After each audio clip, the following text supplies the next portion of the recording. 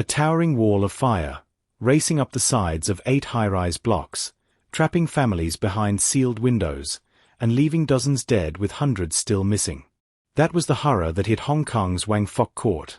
And tonight, we break down how this disaster grew into one of the city's worst residential tragedies in recent years. The blaze started on the afternoon of the 26th of November, tearing through a huge renovation site that wrapped around the estate. Bamboo poles, plastic mesh, and flammable foam used for window works acted like fuel. Once the fire caught onto the scaffolding, it spread with shocking speed across multiple towers, pushed by strong winds. Within minutes, the entire facade turned into a burning shell. Wang Fok Court is home to thousands, spread across 8 towers.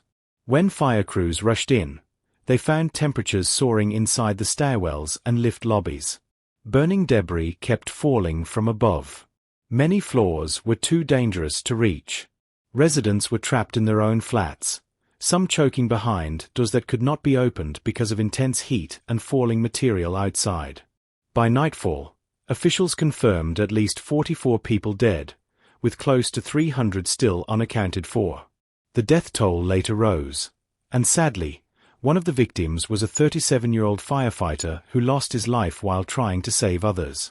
Emergency teams worked through the night, evacuating about 900 people to temporary shelters, but so many families are still searching for loved ones. The shock soon turned to anger. 3 men from the renovation company, 2 directors and an engineer, were arrested for possible manslaughter. Investigators say the materials used for the renovation works may not have met safety rules. The bamboo scaffolding and flammable polystyrene used around windows might have acted like a fuse, turning a normal fire into a runaway disaster. This tragedy hit during a sensitive time. Hong Kong was preparing for its upcoming election on the 7th of December, but in the affected areas, campaigning was paused.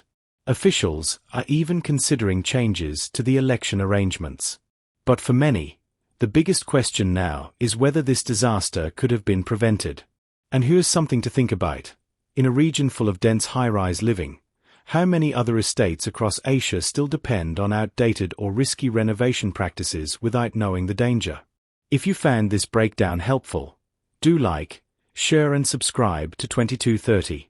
Your support helps us bring clear and factual updates to viewers across Singapore and beyond.